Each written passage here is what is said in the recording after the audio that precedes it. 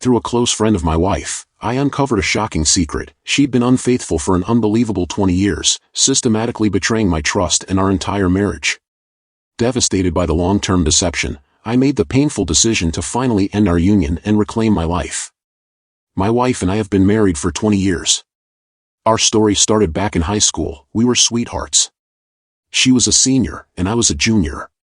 When she left for college, we went through a long-distance phase for 2 years while I finished high school and spent a year at community college. Eventually, we ended up at the same university, and from that point on, we were inseparable. We moved in together, built a life, and got married the summer after I graduated. Overall, our marriage has been great. However, I recently filed for divorce after learning that my wife had been with multiple men during those 2 long-distance years.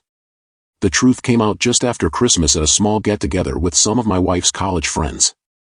It was a relaxed evening filled with reminiscing and laughter. At one point, my wife casually mentioned that we had known each other since high school but didn't clarify that we had been dating at the time. One of her old college roommates chimed in, saying it was amazing that we had met so young, gone through our wild college years, and still ended up together. I played along and joked that I wasn't sure if my wife had been as wild as I had. That's when her roommate started to tell a story, but my wife abruptly cut her off, saying she felt uncomfortable. Her sudden reaction sent alarm bells ringing in my head. To clear things up, I mentioned that we had been together all through our college years. The mood at the table instantly shifted, and the conversation became awkward. As we were leaving, another of her roommates pulled me aside and suggested I have an honest conversation with my wife about what really happened back then. On the way home, I couldn't shake the uneasy feeling, so I asked my wife directly about what her roommate had meant. She brushed it off, saying it was nothing. I pressed her, telling her I needed honesty, but she dismissed it again, insisting it wasn't important. Her attitude only made me more suspicious. When we got home, I decided to take a firm stand. I told her I'd be staying at my brother's place until she was ready to tell me the truth. The next day, she came over, visibly anxious, and finally admitted she had slept with several men during those first 2 years of college. She downplayed it, saying she hadn't thought it was a big deal at the time because we were long distance, and she hadn't expected our high school relationship to last. That admission hit me like a ton of bricks. I pushed for details, struggling with a mix of anger and betrayal. She eventually confessed that it had been at least 10 men, including 3 guys she introduced me to during my weekend visits and 1 man she's remained in contact with over the years. Hearing this, I felt a surge of emotions, anger, sadness, and disbelief. I knew I couldn't stay in this marriage. I told her I wanted a divorce and started the paperwork on January 2nd. Her attempts to downplay her actions and dismiss my feelings only solidified my decision. This wasn't just about cheating, it was about years of deception and disrespect. Her family and even some of mine have been urging me not to throw away our marriage over a few mistakes. They insist that everyone makes mistakes and that I should forgive her because of our long history together. But to me, this isn't just about mistakes. This was a pattern of betrayal that lasted for years. She cheated on me with multiple people while introducing some of them as her friends and keeping in touch with them in front of me. I can't overlook that, no matter how long ago it happened. Our children are 17 and 19, almost adults. I believe they will understand my decision. They've seen our marriage as loving and stable, and I hope they realize this is about me preserving my self-respect. Yet, everywhere I turn, I'm met with people telling me to move past it, to focus on the good times, to forgive and forget. But how can I? Every memory we built is now tainted by her betrayal.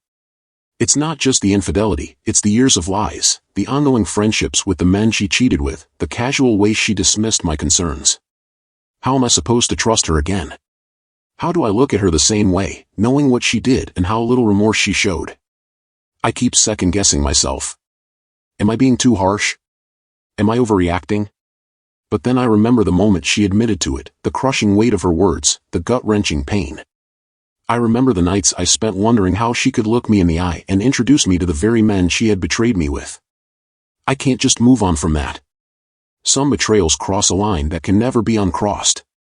I'm writing this because my wife and some of her friends keep insisting that it's normal to sleep with other people in long-distance relationships and that I'm the odd one out for not doing the same. I started to feel like I was being gaslit and needed an outside perspective. Since our state has a waiting period before a divorce can be finalized, I figured I should seek clarity before everything is set in stone. I've seen a handful of people agreeing that casual flings and long-distance relationships are common, but they seem to be in the minority. During those 2 years of college, we saw each other a couple of weekends a month. I lived just 3 hours away. It wasn't like we were separated by thousands of miles for months at a time. The 3 men I met back then were introduced to me at parties, casual meetups where my relationship with my wife was never explicitly mentioned. I have no idea if they knew we were together. One of those men is still in our social circle because he married a mutual college friend. He wasn't some secret she kept messaging behind my back. He was someone we both had regular contact with over the years. After discovering my wife's infidelity, I reached out to him for clarity. He told me he had no idea we were dating back then and has since blocked my wife on social media out of respect for me. Some have asked why her college roommates didn't piece everything together at our wedding. The answer is simple. We had a very small ceremony in Texas with just close family. Later, we held a big celebration on the East Coast for our friends, but we skipped the traditional wedding speeches and storytelling. Because of that, no one really put together the full timeline of our relationship. Now, I'm standing at a crossroads. Everyone keeps telling me to forgive, but I can't unhear the truth. I can't erase the betrayal. This isn't about revenge, it's about dignity. About self-respect. About knowing that some betrayals don't deserve a second chance. Am I wrong for walking away? I don't think so. My roommates never quite understood. They assumed that we only began dating the year we lived in the same city and then moved in together. They never connected that we had actually started dating before she left for college. This gap in the knowledge explains why they never questioned the timeline or suspected any wrongdoing. I was open to therapy or any attempt to mend our marriage. I truly believed that with some effort, we could work through this. However, her constant insistence that her actions were completely normal and that I was overreacting became unbearable. She kept saying that sleeping with other people in a long-distance relationship was common and that I was being unreasonable. The only time she showed any sign of regret or even tried to make amends was when I began filing divorce papers. That brief moment of remorse vanished quickly, and in just the last week, she reverted to her original stance. She was right, and I was overreacting. This back and forth is why I feel gaslit. It's painfully obvious to me that her actions were a huge betrayal, yet my wife and others keep insisting it's normal and that I'm blowing things out of proportion. Her dismissive attitude only fuels my confusion and frustration. I tried to express how deeply her infidelity hurt me, hoping she'd grasp the seriousness of it all. Instead, she minimized my pain, treating it as an overreaction to something trivial. It felt like she was rewriting the rules of our relationship and expecting me to just accept them. This constant invalidation of my emotions is maddening. I feel manipulated into doubting my own perceptions and feelings. Her refusal to acknowledge the severity of her actions, combined with her attempts to normalize cheating, only widens the gap between us. It's not just the cheating itself, it's her inability to recognize why it's a huge deal and why I feel so betrayed. I've reached a point where I need to protect my own mental and emotional health. I can't continue in a marriage where my feelings are brushed aside and my trust is broken. Her lack of genuine remorse and insistence that I'm in the wrong make it impossible for me to envision any future together. I'm not overreacting, I'm standing up for myself and my right to a respectful, honest relationship. I'm not getting a paternity test unless my kids ask for one. I have no doubt about their biological connection to me, and even if a test said otherwise, it wouldn't change how I feel. I love them more than anything, and my wife's infidelity doesn't change the fact that they've been my kids for 19 years. They will always be my kids, no matter what, until my last breath. We were definitely exclusive when we were dating. About 20 years ago, dating was different, and exclusivity was the norm. It was understood that if you were with someone, you were with that person alone. Before she left for college, we had a long, tough conversation about keeping our relationship strong long distance. It wasn't easy, but she was determined to stay together. She even joked that her dad would come after me if I started sleeping around at school, a joke that really emphasized how serious she was about us being faithful. Another clear sign was what happened with my senior prom. She couldn't attend because she was off at college, and when I suggested going with a platonic female friend, she got very upset. Her reaction showed just how much our relationship meant to her and reinforced that we were exclusive. To avoid hurting her feelings, I skipped my prom and spent the night with her instead. While we might not have explicitly said the word exclusive, everything about our relationship before she left made it clear we were committed. The expectation of fidelity was simply understood in everything we did and discussed. Later, a friend advised me to have an honest conversation with my wife. She mentioned that on the low end, there were about 10 guys involved, and even noted at least one pregnancy scare during those years, something I had never known about. Honestly, the number isn't what hurts me most. What really matters is that my wife seems completely unable to understand why her actions were wrong and why I feel so deeply betrayed. It would have meant a lot if she had shown any genuine desire to fix things, but she hasn't. Throughout our talks, she dismissed my feelings, telling me I was overreacting to what she saw as normal behavior. She didn't show any regret or concern for the hurt she caused until I seriously started the divorce process. Then she got defensive and angry, but even then, her focus was on the consequences, not on my feelings. The lack of remorse was clear. She didn't suggest any way to fix things until I had already started paperwork and informed her I had a lawyer. It felt like she was only interested in damage control, not in repairing our relationship. This reaction confirmed my belief that she doesn't truly understand the depth of her betrayal. It's not just the infidelity, it's her constant disregard for my feelings and our marriage. Her dismissive attitude in the face of such a serious issue left me no choice but to move forward with the divorce. I believe we can handle co-parenting since our kids are older, and I've been saving for their college and post-high school expenses for years. Custody and financial issues shouldn't be a huge barrier since we're both financially secure and earn good incomes. I'm open to therapy if she's willing, but at this point, it feels more like we need to become effective co-parents and find closure rather than try to save our marriage. I've taken steps toward separation. I hired a lawyer who drafted intent to separate documents and sent them to her via certified mail. This isn't an official divorce filing with the state, it's just a preliminary step so she can hire her own lawyer if she wants to contest it. The actual divorce process will likely take several months. For now, I haven't fully moved out. I'm staying at my brother's place while I sort out a more permanent situation. Regarding the timeline, the dinner with her friends happened on the 26th. That same night, I went to my brother's house to cool off and give her some space. Over the next 5 days, we had multiple conversations, and it became clear that she didn't believe she had done anything wrong. If she had shown even a hint of remorse or consideration for my feelings, I might have reconsidered waiting. But her dismissive attitude left me with no choice.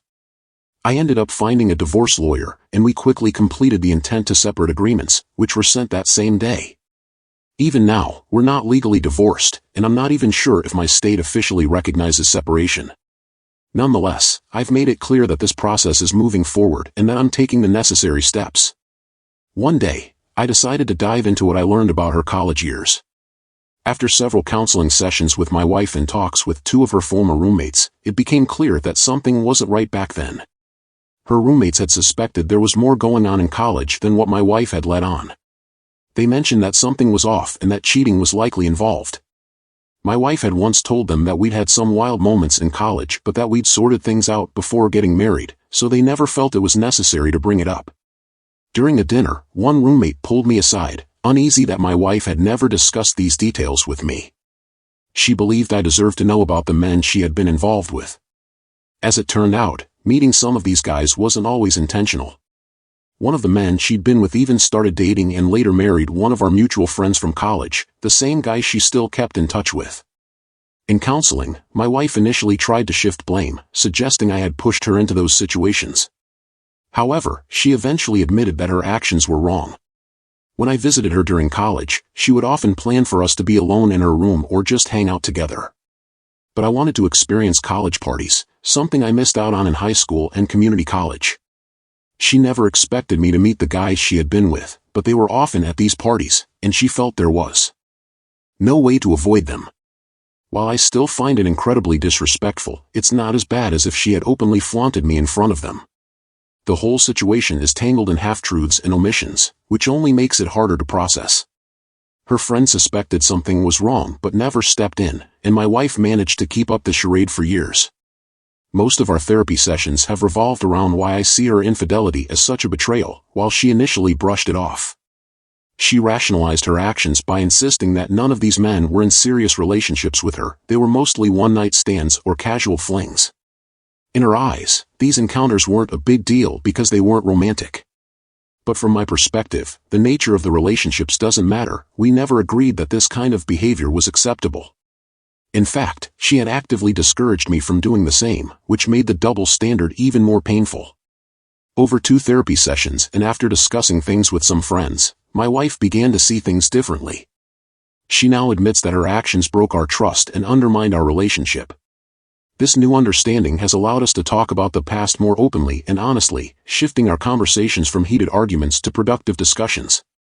This change gives me some hope for our future as co-parents. While saving our marriage might be out of reach, honest communication about our past can help us build a healthier relationship for the sake of our children and better co-parenting. Here's why I'm 100% committed to getting a divorce. 2 major issues made it clear that our marriage had to end. First, about 10 years ago, we hit a rough patch and went nearly 2 years without any intimacy. She mentioned that our physical relationship had become too routine, so I tried to add some excitement with light role play and novelty items. Instead, she became fixated on some intimate experiences from her college days, experiences she wasn't comfortable discussing. She wanted me to recreate those moments, but when I did, it only made her feel awkward and guilty, as it reminded her of other men. The fact that she claims those experiences meant nothing, yet they still affect us, tells me they were more significant than she admits. Second, she confessed to flirting with coworkers on business trips since the pandemic started. Although she claims nothing physical happened, it escalated to the point where she even went on a date with one of them. That revelation completely shattered any trust one had left. The first issue showed that past experiences still haunt our present, while the second proved she was ready to cross boundaries again, despite everything. These 2 factors together made it impossible for me to see any chance of saving our marriage.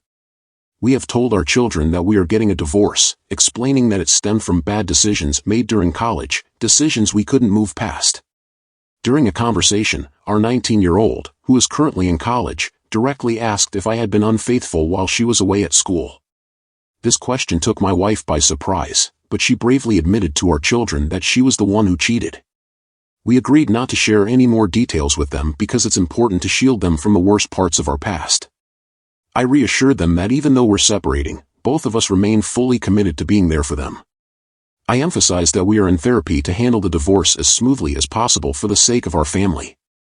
I also made it clear that if they ever need to talk about what's happening, whether with us or a therapist, they have my full support. Their emotional health is our top priority, and we are doing everything we can to get through this difficult time together.